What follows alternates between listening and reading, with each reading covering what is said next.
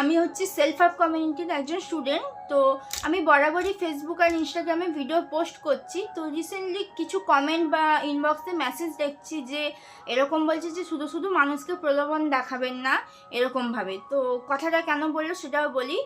আমাদের যে ভিডিও আমরা পোস্ট করি সেখানে আমরা আমাদের নিজস্ব অ্যাচিভমেন্ট ছাড়াও আমাদের যে টিমমেট আছে, ঠিক আছে, তাদের অ্যাচিভমেন্টও আমরা যোগ করি, করে আমরা দেখাই। তো উনি ওটা দেখেই বলছে যে শুধু শুধু অন্যের ভিডিও ক্রপ করে নিজের ভিডিওতে অ্যাড করে ওগুলো মানুষকে প্রলোভন দেখাবেন না। তো বলছি দাদা, আমি কি প্রলোভন যে দেখিয়েছি? আপনি তাহলে দেখছেন কেন প্রলোভনটা? আপনি দেখছেন কেন, তাই না?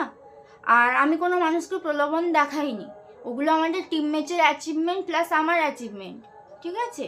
তো সেগুলোই আমি দেখাচ্ছি। এবার যারা আমার কাছে জানতে চাইছে আমি তাদেরকে ক্লিয়ারলি বলি, আমি কোনো রকম মিথ্যে কথা বলে মানুষকে ঠকাচ্ছি না বা কিছু করছি না। এটা একটা স্কিল। যদি যে আমি সবথেকে বড় কথা এটাই বলবো, যেটা জানেন না সেটা নিয়ে আমার মনে হয় না এসে কমেন্টের মধ্যে হেগে দিয়ে কোনো লাভ আছে। যদি জানেন পুরো বিষয়টা তখন বলুন, আঙুল তুলুন, কোনো ব্যাপার না। কিন্তু যেটা জানেন না সেটার বিষয় নিয়ে এসে কমেন্টের মধ্যে উল্টোপাল্টা বলতে চলে আসবেন, এগুলো ঠিক না। বিষয়গুলো জেনে তারপর মানুষকে বলতে চাইবেন যে প্রলোভন দেখাচ্ছে। প্রলোভন কাকে বলে আগে কথাটার মানে জেনে আসুন দাদা, তারপর কমেন্টটা করবেন, ঠিক আছে?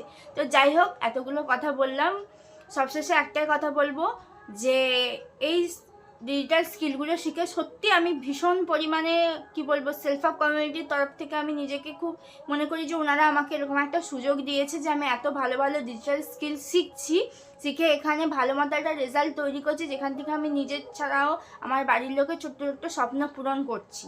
তো তোমরাও যারা শিখতে চাও তারা নিচে স্ক্রিনে দেওয়া নাম্বারে অবশ্যই আমার সাথে যোগাযোগ করো।